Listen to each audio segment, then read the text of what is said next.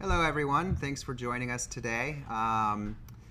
Andrew Bermudez here, CEO and co-founder of Digsy AI, former commercial real estate broker, still recovering.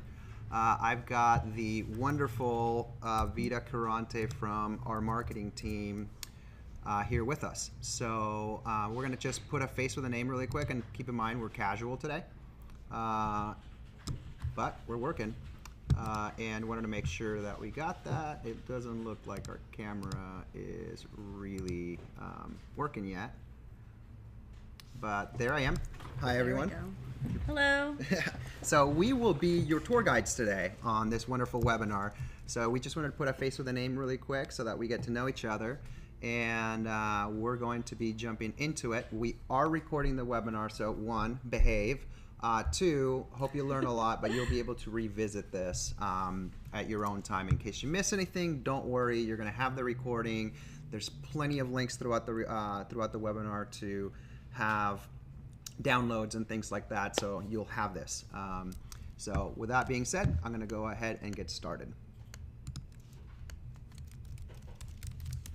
All right, so the topic today is cold calling techniques and how to generate more meetings and deals, commercial real estate deals.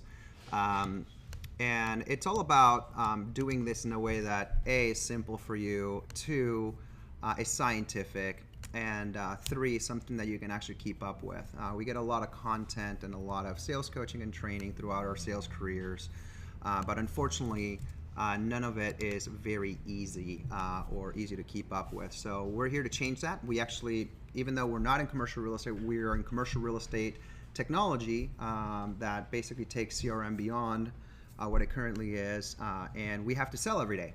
We have to sell to you. Some of you guys are customers, some of you are not, but that's not what we're here. So we go and live through this every single day. So I'm hoping that you guys will be able to get a lot of value from this here. So we're going to get started.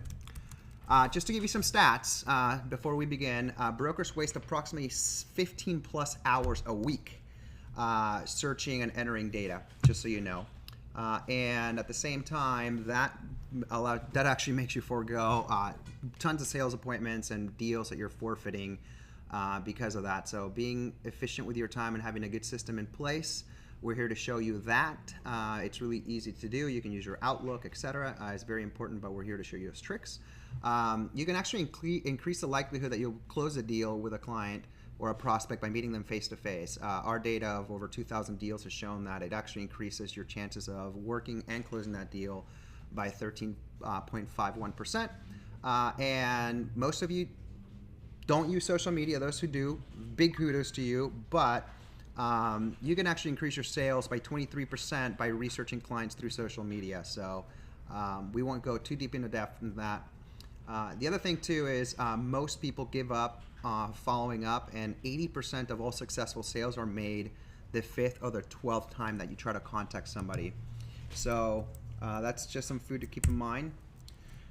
Most important thing in sales is, guess what? It's a science. So you guys can look up the Huffle group who does a lot of coaching and things like that. It's proven science for successful selling, but I'm going to show you what that means. In sales, what we have is we have the problem holder. That's your customer. You, in commercial real estate, are the solution provider, whether you provide tenant rep services, whether you're listing buildings or finding investments and things like that. So you are somebody's got a real estate problem, you are the solution provider. When you both connect, when you meet, you both win, and guess what? That's where you make your commissions, all right? It's pretty easy, simple science. The big problem, though, and the challenge is, how do you find problem holders? How do you find tenants, buyers, owners who have a problem efficiently? That's the key. So if you look at tenants, property owners, and buyers as problem holders, what are some of the problems? Okay, some of the problems and signals are leases are expiring, they need less space, or they need more space, or somebody has a property and they need a tenant, or they need a buyer, or somebody is in an exchange and they need a property. So problem holders, these are kind of like the problems that you see come through. Now, as a broker, your challenge in efficiently finding them is that your time is limited, right? you're out at tours, you're writing proposals, you're doing a bunch of stuff while at the same time you have to generate a pipeline of business. So that's challenging. The other thing too is that it takes a long time to find them. If you take a look at sales statistics, if you're just doing a pure cold call, the appointment rate for 100 calls is 2%. That means that you make 100 calls and you may get 1 or 2 meetings. That's a lot of work. And in the process of your time being limited and taking a long time to try to identify who in the market has a problem and that you can solve, you don't make money. So your ROI is severely effective the longer it takes you to get there. So what we're here to do is to show you how to make that happen faster with the least amount of work. So how do we find them? We won't show you in this webinar because we've done so before. We actually put together this one together, which is Proven Tactics to Make Your 2018 Soar, where we went over finding clients by strategic targeting. So you're only talking to people who are likely to move or have a real estate problem. Then how many calls it will take you to get your ideal number of deals you have to do a year.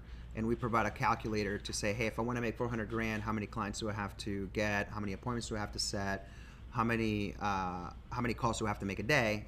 It gives you a calculator in Excel that takes 2 seconds, and it comes with a video to look at that too.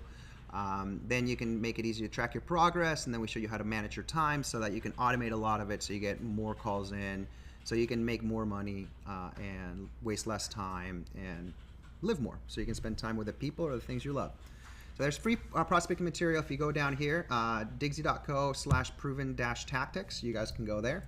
And we will be sharing these slides after the webinar, so in case you miss some notes, don't worry, we got your back. There's also another one that you should definitely watch to help you efficiently identify tenants who have a problem or are going to be having a problem, and that's how to find tenants who are ready to move. We had some great feedback on that. A lot of people like that webinar, so you can find that one at digsy.co/ready-cre-tenants.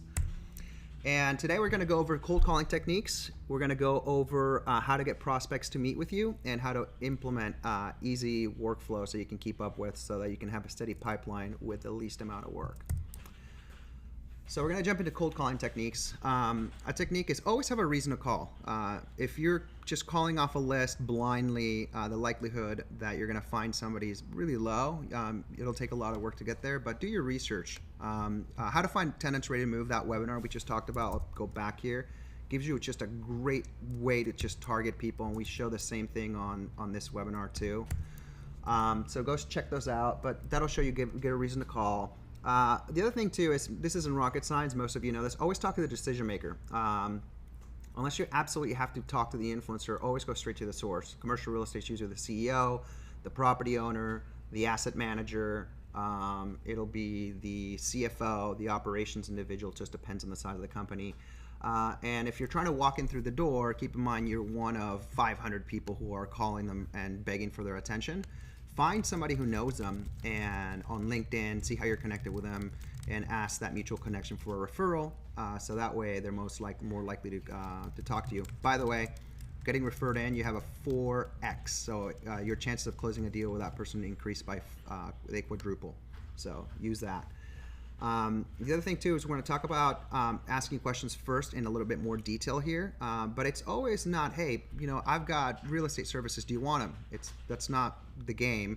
It's always when you're reaching out to somebody, the technique is understand their problems, call, and all you're trying to find out is, hey, do you have a problem? Are you expanding? Do you need more space, etc.? We'll go into more detail on that. Also be a fun person to talk to. Be somebody who, when you're talking with a prospect or they call you back, they want to talk to you. So be casual, be cool, be super helpful. And be smart about all that stuff. Don't be salesy. You're just a solution provider. You're a doctor. You don't have to push product. If somebody's got a problem and you've got the right fit, they'll work with you. But trust is everything. And then the other thing too is, don't waste time calling people just for the sake of calling people to get numbers up on a board. Here is to the right, best times to cold call. This is all proven by data and science and statistics. You can see it here. You can download a copy of this, and this tells you when you should be calling. Did you guys know that the worst times to call is Monday between 8 to 2 p.m.? So if you guys are calling during those times, stop. Don't do that anymore. Also on Friday, if you're calling from after 10 a.m. on, you might as well just go to the beach. Some people will say, yeah, but I get a hold of people there. Yeah, but it takes a lot more calls to get a hold of somebody. Do you think successful business people and successful owners are still at the office grinding away at 3 o'clock in the afternoon on Friday? No, they're on their yacht. You can be on a yacht too. So you can download a copy of this right here. So let's go back to the start of what. So the science is you've got a problem holder and then you've got your solution. So you, the broker, have a solution. You've got services that can service that. And then when the both of you meet, when you're able to identify each other and talk, you both win. That's where you make your money. So many people approach sales in a way that, hey, I have to push some product onto a client. And that is completely not true. It gives you the wrong mindset. It's just not the truth. But many salespeople get into this method. When you're a solution provider, what you're doing is you're providing somebody with an answer to something that has been just something that's just paining them every single day. They're staying at the office late, trying to focus on growing their business or trying to figure out how they're going to get out of their lease, etc., because they're spending so much money on it and they still have to meet that obligation. You come along and you're able to tell them, hey, I know how to do this. I can solve that problem. So you're a doctor. You're their messiah on a mission. Whenever you talk to anybody, any prospect, all you're trying to find out is, can you help? And all you're trying to talk to a prospect is simply you're just trying to find out if they have a problem. If they don't have a problem, there's no reason why you, the broker, the solution provider, want to waste your time. And trust me, you guys don't make a salary. You guys are on 100% commission. You have to kill something to eat it. So if there is no game on the field, you're going to be moving forward quickly to go find that prey so that you can feed your family. So remember, you are a doctor. You save lives of people that have problems in commercial real estate. You're trying to help. So finding problem holders is the number one thing. And how do you find if somebody has a problem? You simply just ask. It's super, super simple, straightforward. It's as simple as life, as God made life. That's it. The second thing is you don't have to have a spiel to find out if somebody has a problem. Focus on brevity. Be brief. It's a simple question. All you want to know is, yes, I have a problem. That's it. If you don't have a problem, your life is much easier. You can move on and do what you need to do. So that means that these people who have problems, they have problems, and in their business, they're burning cash. They're either, missing out on opportunities that will enrich our shareholders. So they need you more than you need them. What you're doing is you're actually being the cool guy, trying to reach out to them. And I said cool guy, cool girl, cool robot. We have AIs today. You're just trying to make it easier for them so that the solution finds them. That's it. You are a consultant, a doctor, somebody who can fix problems. So you are the antidote. You are the solution. Once you have that mindset, whenever you approach any prospect, you will never be afraid of sales ever again. So what about the script? All right, what do we say? Forget the damn script. There is no script. There's no magic script that says anything. All you have to do is focus on the damn questions. That is it. All you're trying to find is uncover a problem. So what are some of the problems that tenants face in commercial real estate? Those are easy. You guys all know this stuff. I'm paying too much rent. My lease is coming up and I'm afraid that my rent will go up. I'm in need for more space, but I'm locked into my lease. And then I have too much space. I'm throwing money away. So, and there's more scenarios that you can add to this list, but for this purpose, we're going to show you how to do this. So what is your script? Well, let's go over question one, right? We're trying to find out in question one, we're trying to target people that are paying too much in rent. So you reach out to somebody on the phone, or even you can do this email. Just say, hey, Bill, I've done some lease rent reductions with nearby companies. Are you by any chance feeling like you're paying too much in rent this year? Let me know. There are solutions. Boom. That's it. That's all. No script, nothing. All you had to do is ask a question. You think that if somebody has an issue, they're not going to reply when you're saying, hey, there may be a solution for this? So it's all about keeping it simple. There is no magic script. All it is being just a true homie, just like really just being willing to help. You're a problem solver. So the next question would be another scenario, right? To go back to that, to the other, it's like, hey, Bill, done some lease renewals, right, with rent reductions nearby. Are you concerned your rent will increase when your lease comes up for renewal? Now, you may not know if their lease comes up this year or not. If you have their lease expiration, insert commission here. But if you don't know it, just leave it as an open question, and they just go, let me know. There are solutions for this. Now, the next scenario, you've got, hey, Bill, done some leases with nearby companies. Are you by any chance stuck in a lease and will need more space this year? Let me know. There are solutions for this. Very easy. And by the way, you can download all of these questions right here at this link at the bottom. So you can download them and just copy and paste them and just use them at your leisure rather than having to dig through the slide deck. And now the fourth question, people that need less space. Hey, Bill, done some leases nearby. Are you by any chance stuck in a lease and need less space this year? That's it. Let me know. There are solutions for this. You see how it's not rocket science? It's just simply science. And the science is asking questions. That's it. Now, we've got the other scenario for those of us that work with, let's say, property owners, landlords, institutional owners. What are the common problems? Well, the common problems usually are smaller or a shorter, fewer list. And for example, it's, hey, my largest tenant's leaving. I need to find a new tenant or I'm going to lose a ton of money. The second one is, hey, I sold a property and I don't want to pay a lot of taxes, right? 1031 exchanges. So how do we approach an owner? Go, hey, Patrick, are you by any chance expecting a big vacancy or multiple vacancies in your building this year? Let me know. And then you can add something like, I talk to hundreds of tenants a month. There may be preemptive opportunity. Okay, cool. Yeah, if I can avoid a tenant and not lose money, yeah, let me reply back to this Andrew Bermudez guy.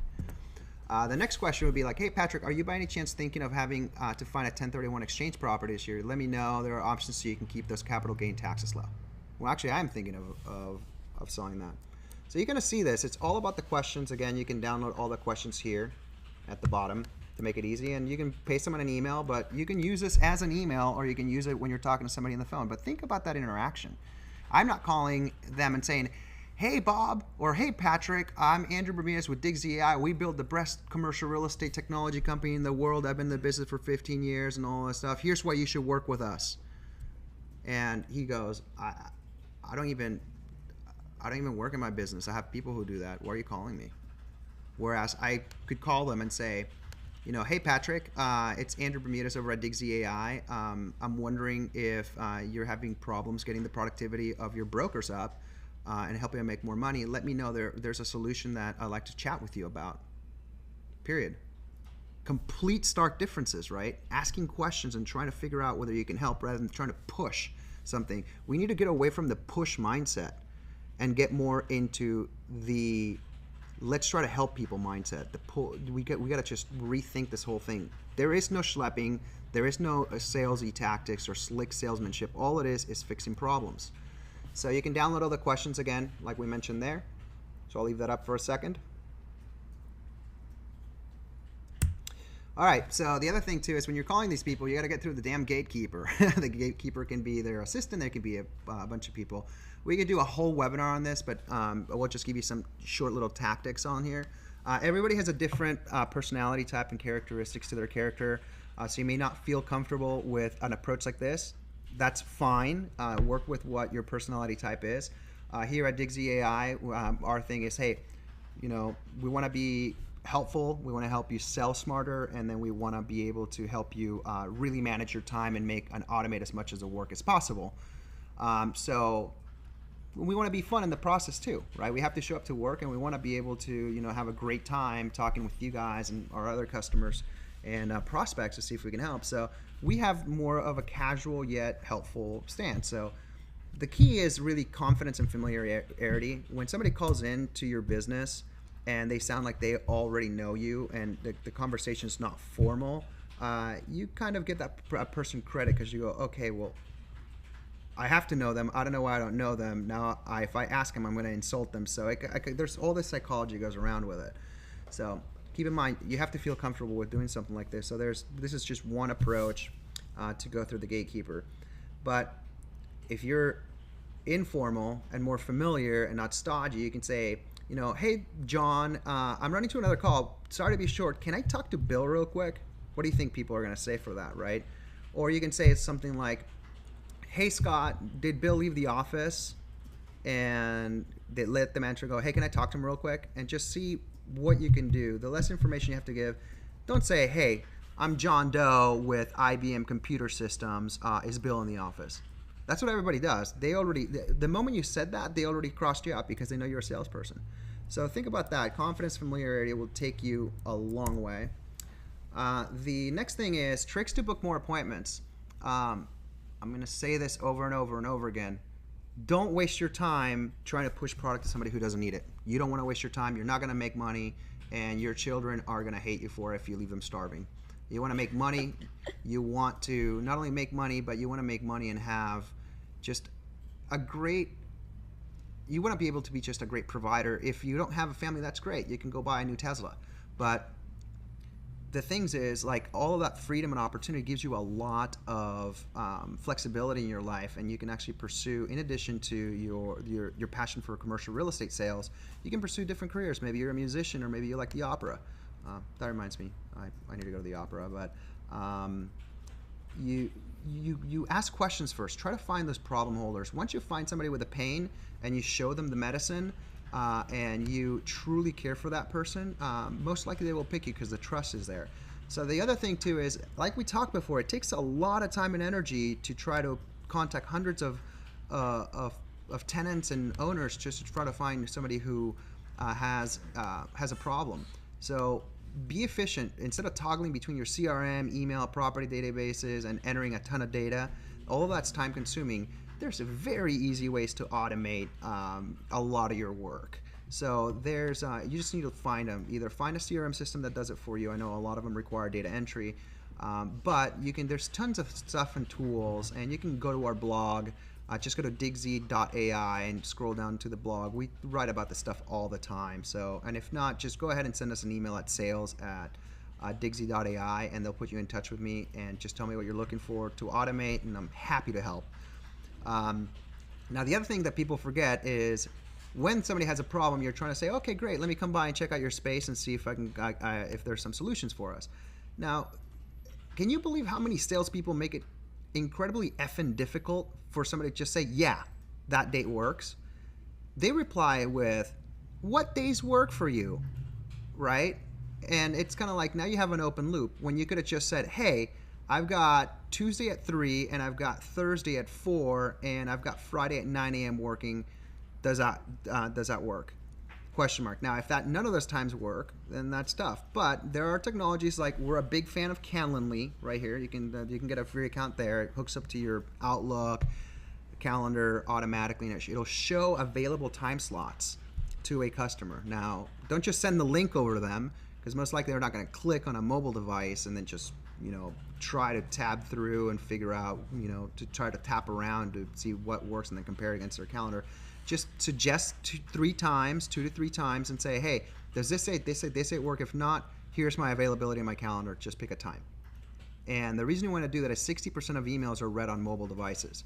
Has anybody ever sent you or try to book a meeting with you, either it's a salesperson or you're trying to book a lunch with a client, and you're reading it on mobile, and it's such a pain in the butt to go back and forth between your calendar app and everything else, when you just rather do it at your desktop and then you forget, and then 2 weeks later you're finally getting on the calendar? When you're in sales, time is money and time kills deals. So you want to get that appointment the moment that the opportunity arises. Make it super easy for them to get on the calendar. The other thing too is follow up. Most people don't follow up. We'll show you the data behind that. If you just simply follow up by 4 to 12 times, you're going to kill your competition. And here's the data behind that. So here's the follow-up and the likelihood that you'll do sales successfully. You follow up once, 2%. You follow up twice, it only goes up to 3%. You follow up 3 times, 5% chance of closing. You go to 4 times, it goes like 10%, right? So you can increase your likelihood of doing business significantly more. And these percentages look low, but yeah, it takes a lot of freaking phone calls, and that's why you have to be so damn efficient and automated with your time. The more phone calls and the more emails and the easier and the more targeted you are to people who are likely to have a real estate problem, all of those combined, you can make double the amount of work in just a few seconds. So get the tools. Don't complain about, oh, it costs 30 bucks or if it costs like 100 bucks. Look, if I see a piece of technology that even cost me 200 bucks, I don't even think about it.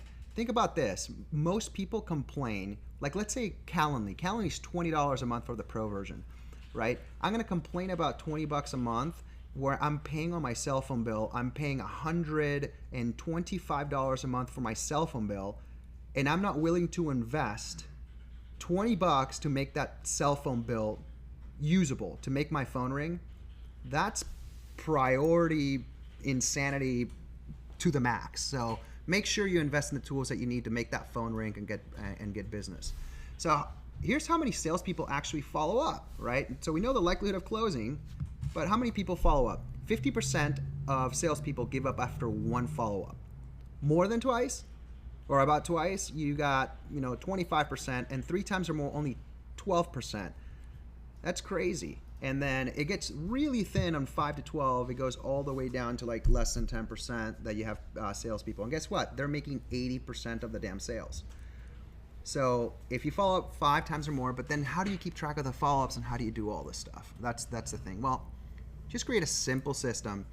Now, let's go back. We just talked about this. We have the questions, right? We don't need a script. We just need to get the guy to answer one of our questions. We need to get the gal to answer one of our property questions. Very easy. So what do? We go back and we go, okay, so executing follow-ups is a breeze. My first thing, I'm targeting a tenant, is I'm gonna call with a question. Maybe I leave a voicemail. They don't respond to me. Then I send an email with that question. It might be a different question or a variation of the first question. But I may be targeting somebody who I know may have a need, but I don't know if they're paying too much rent, if they need less space. I don't know if they need more space. I don't know if maybe they're stuck on a lease.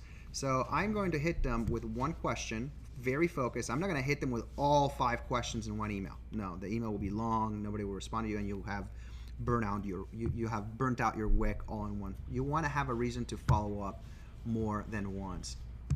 So you have a question, you ask them the initial question, then the second question an email, then maybe the third question you ask on a phone call or a voicemail, and then you do that. So that's really easy. And guess what? You can use email templates to do this stuff. You can use, if your CRM has a call dialer or a click to call, 2 seconds to do that, automatically log. If you can eliminate the data entry behind that, super easy. If you have an email templating system, whether it's in your Outlook or anything like that, it'll take 2 seconds. Most of the stuff we'd say, okay, great, yeah, calling and sending emails and all that stuff, it's tough. It's not. So I'm going to show you what I mean. So I'm going to do that. So since we're at Digsy AI, we will show you through Digsy AI, but here's, for example, how I do that workflow on follow-ups. So let's say, for example, I get an email from Digsy AI that tells me I have to follow up. I have to follow up with Nick. You guys see that? So I want to call Nick. I'm going to click on Nick, and automatically Digsy AI is going to take me here and enable me to quickly make a phone call. It's going to ask me, okay, do I want to call from my mobile or do I want to call from my landline? Well, I'm on my mobile right now, so what it's going to happen is it's going to call my mobile. I can immediately start taking notes, and when I pick up, it's already dialing Nick's phone. You guys hear that? So when it's calling. Let's see if he picks up.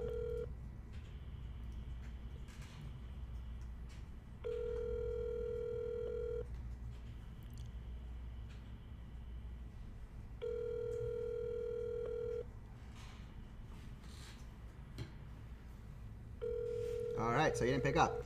So I'll go ahead and I can add additional notes. Did not answer me. He hates me because I wear red a lot. Upside down face. And then I'm trying, he's not in that. I'm gonna move him, that I've attempted him and I got no answer. And I say, look, I wanna follow up with him and ask him to see if he has a problem next Tuesday. I'm gonna log that. Guess what? So I didn't leave a voicemail, right? But I wanna hit him with one of the questions. All I do is click here, and here's the templating. So you wanna be able to do all this stuff without jumping around between your email program and all this stuff. So find the tools with the CRM that you have already, or if you wanna use Digsy AI, that's fine. We will save you a ton of time. But for example, here's my question number 2, right? So I'm like, hi Nick, hey Nick, do you, done some lease reductions with companies nearby, so I wanted to ask, are you by any chance feeling like you're paying too much in rent this year? Blah, blah, blah. I'll just do a little smiley face added right there, and I'll click send. It automatically sends that email, and I can say, okay, I still want to follow up next Tuesday. I'm going to log the activity, and I'm done. Then I'm going to move to my next follow-up. And I'm going to do the same thing over here. I'm going to find the person I want to talk to. So I want to talk to, let me see here. I want to send this email to Elon Musk, but I'm not really going to send it to Elon Musk. Anyway, you guys get it. So I can just quickly crush through all that stuff there. So now, if he doesn't answer me on that end, what I can do is I can just go back and go to question number 3. And I'll call this time. And then when I get reminded, when I schedule that follow-up, this email you get in the morning shows you who you have to follow up with this day. Then I could just do the same thing. But just find things that allow you to do that. Because what I just showed you is done through automation. Time management is huge. The better you manage your time, the more output you get out of your time, the more money you're going to make. Think about it. It takes 100 calls to get 1 or 2 appointments. You can only make, if you're doing it from like 9 to 5, you can only get 80 calls out of the way. You can't even hit 100 in a day. So unless you're like in a call center type environment where all you're doing is just picking up the phone. That's crazy stuff, by the way. But you just be ruthless with your time. Your kids will appreciate it. The bank and your wallet will appreciate it. So that's a workflow. So let's go back. You can use Digsy AI, but you don't have to use us. You can just call with a question. You've got the questions that you can download. Email with a question, call with a question, email with a question, and then you can add additional questions to try to uncover things or vary it up. You know, you don't have to do all this stuff, but it's just simple to do that. The other thing too is if you are following up via email, you want to make sure that you're focusing on the right time to send the email, just like what we talked about, the best times to call earlier in the webinar. So if you're going to send out that email, you are sending it because you want to get a response, right? This is actually based on a bunch of data. You guys can download this. Here are the best times to email per day.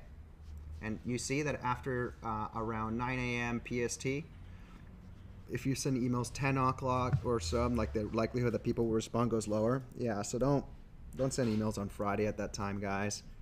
Unless you want to waste time, unless you just have a blast just cold calling for no reason, which some people do. Don't do it. That dumb. But anyway, I love to open it up for some questions and see if we can help if you have specific scenarios. By the way, if you guys do want to try Digsy AI, there's a free trial, and also we will be offering you, if you guys use it and you want to keep it, all of you guys get a 20% discount off your bill. So, and that's by scheduling a demo today. So you can schedule a demo, email sales@digsy.ai. But let's move forward to questions. Vita, do we have questions? Yes, we do. So we actually had a lot of questions regarding the downloadable content and the webinar, previous webinar videos. So just an FYI, we're going to send that out in the next few business days, all the links to all those. So you'll have it in your inbox very soon. But we have Nina who wants to know the link to how to find your tenants who are ready to move. So that's going to be digsy.co/ready-cre-tenants. And again, we'll get that in your inbox very soon here. Also download the best times to cold call. So that's going to be digsy.co/call times. Alexander, a lot of people recognize the sale calls and get hostile. So how can we avoid this, even with a soft, quick, nice pitch? Do you ever give up? Yeah, that's a really good question. Actually, that's the thing, right? People are trying to push product. You're trying to help. So as opposed to saying, hey, you know, I'm just be honest and just say, hey, I'm trying to find company. Like if you approach somebody saying, hey, I'm trying to find a company who's having problems with their space, they're paying too much in rent, etc. Can I talk to, you know, I just wanted to see if it's something, if I can't help, you know, let me know. But yeah, you persist. And the reason you persist is like imagine you're a surgeon, the best surgeon in the world, and you're the only guy who can help Superman, right? You're the only guy that can help Superman. That person knows how important Superman is to the world and is going to just keep pressing at it until he can get through to Superman and say, I'm the guy who can cure you. So it's when you're in the mindset of you're begging somebody that you want them to work with you. It's the other way around. They need you more than you need them. All you need to do is, hey, they recognize it's a sales call. Just tell the receptionist, go, hey, I'm trying to figure out the inefficiency that you guys are losing money in rent right there. I just can't. What's the best way that I can talk to Bill about this? Can I shoot him an email? Can I do that? All I want to find out is because there's a way for him to recognize value. So that's if you're being held back by the gatekeeper. Now the other trick is call when the gatekeeper isn't around. That's it. Bypass it. What I still do today is when I get the main number. If it's just an automated attendant, great. I just go and punch in the guy's name or girl's name into the directory and just call that person directly. Or I Google and I try to find the direct line of that person. Or guess what? I'll just make sure that I call before that person gets in or after hours. Before or after hours. Usually if I'm calling after hours, it'll be between Tuesday and Thursday. Fridays are crap for calling. It takes a lot more calls to get somebody to talk to you. So what we'll do is we'll go ahead and just focus, between calling between 3 and 6. So usually the gatekeepers will usually leave around 5:30. If it's a really big prospect that you really think are gonna have a commercial real estate need or they have a problem, then I might even just stay in the office late or calling from home around 7 or 8 p.m. All right. So, Manny, I see you provided a link for tenants who are ready to move. Do you have a ready to sell CRE for multi-tenant properties, 20 units and above? That's a great question, Manny. We don't at this time, but now that you mention it, would love to chat with you offline because that would be a great next content for one of our webinars. All right. How do I respond to objections on calls? How do I know when to let them go? That's a good question. We can go into a whole webinar about this, by the way, so I'll just try. Give me a moment to think.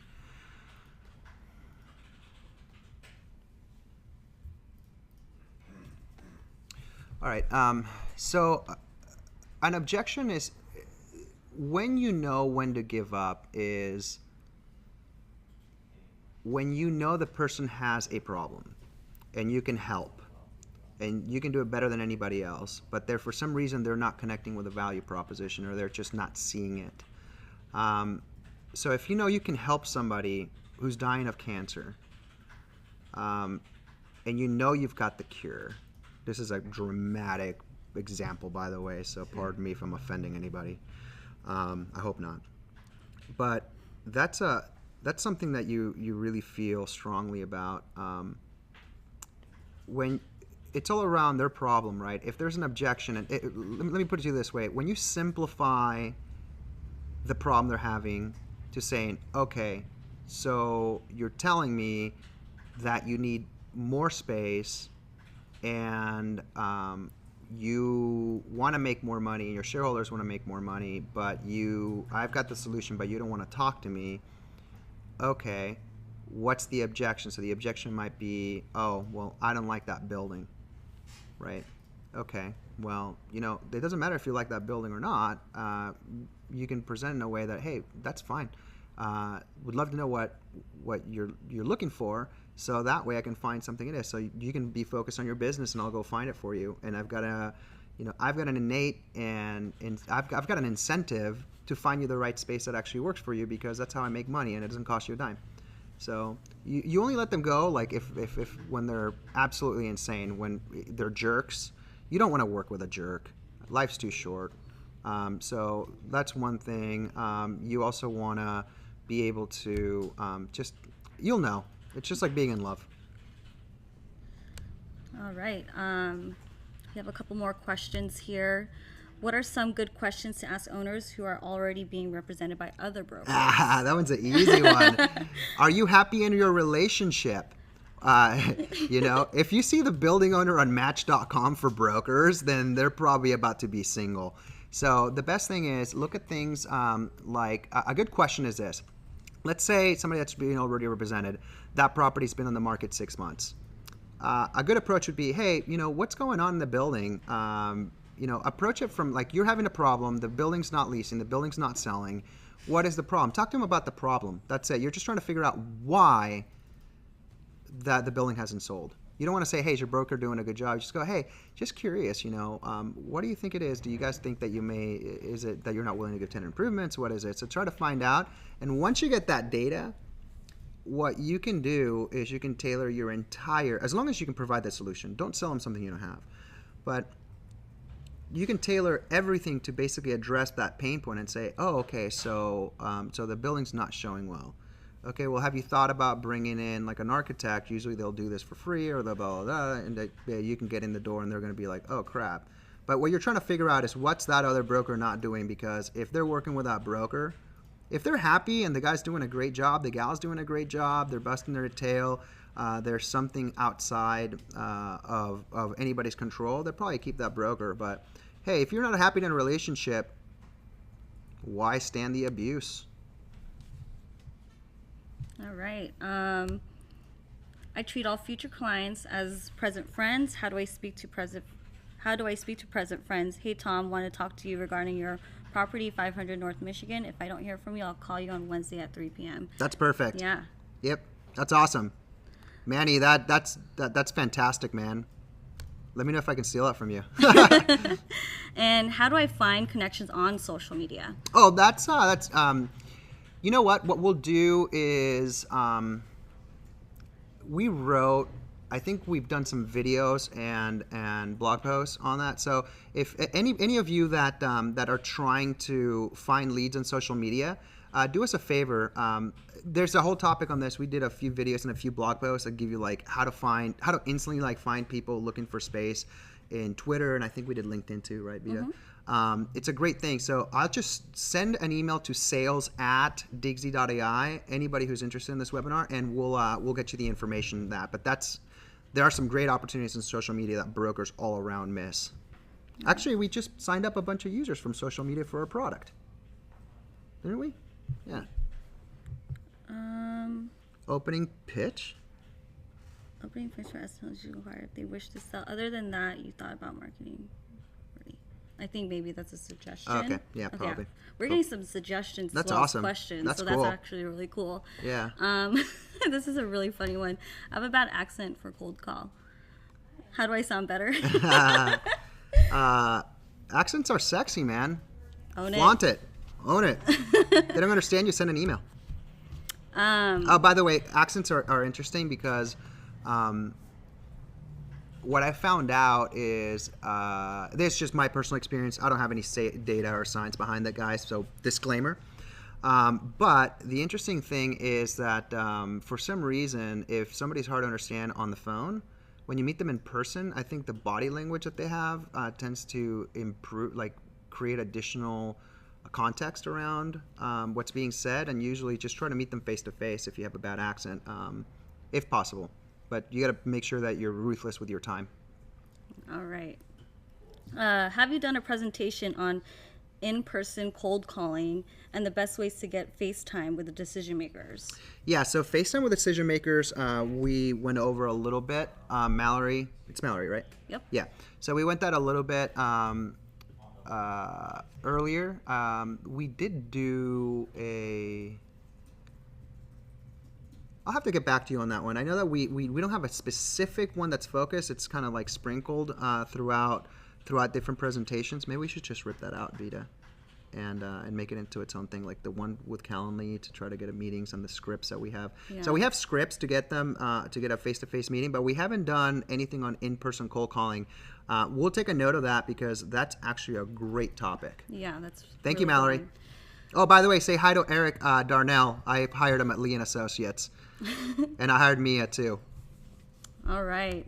I love Manny's comments here. Accents. It's only a problem if you think it's a problem. That's so funny. Keith Otten, speaking of social media, you should add Twitter, LinkedIn fields on Digsy contact record page. Hey, Keith, do me a favor and call me later this week or call me over the weekend and I'll show you something. All right. Hi, Mia. Mallory Moore says, hi, Mia. I love Mia. She's so incredible. She's so talented. All right. Do we have any more questions? Taking some last minute ones. All right. Thanks for attending, guys. Thanks, everybody.